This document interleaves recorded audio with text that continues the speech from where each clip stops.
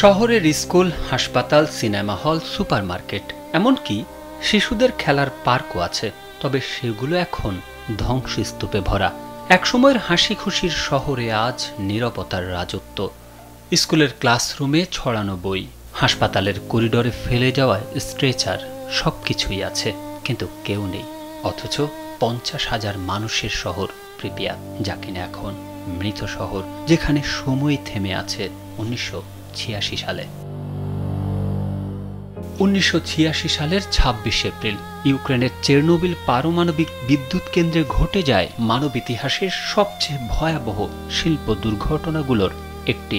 Reactor নম্বর 4 বিস্ফোরিত হয়ে মুহূর্তেই ছড়িয়ে দেয় প্রাণঘাতী তেজস্ক্রিয়তা। এক রাতেই থমকে যায় শহরের বাসিন্দাদের জীবন। দুর্ঘটনার মাত্র 36 ঘন্টা পর প্রিপিয়াত থেকে সবাইকে সরিয়ে নেওয়া হয়, কিন্তু তখনও মানুষ জানত না তারা আর কোনো দিন ফিরে আসতে পারবে না।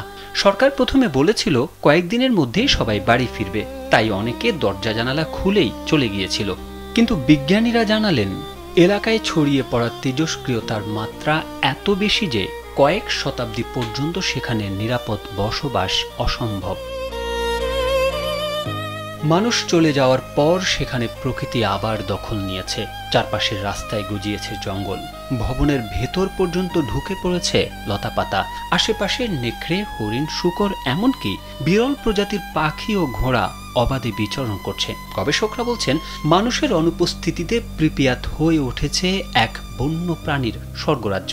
এটি প্রমাণ করে মানুষ চলে গেলে প্রকৃতি কত দ্রুত নিজের জায়গা ফিরে পায়। আজও প্রিপিয়াত দাঁড়িয়ে আছে ইতিহাসের সাক্ষী হয়ে। মরিচা ধরা ফেরিস হুইল, ভাঙাচোরা স্কুল কিংবা জনশূন্য রাস্তা, সবকিছুই যেন স্মরণ করিয়ে দেয় 1986 সালের সেই ভয়াল মুহূর্তের কথা। তারেক আহমেদ, কালবেলা।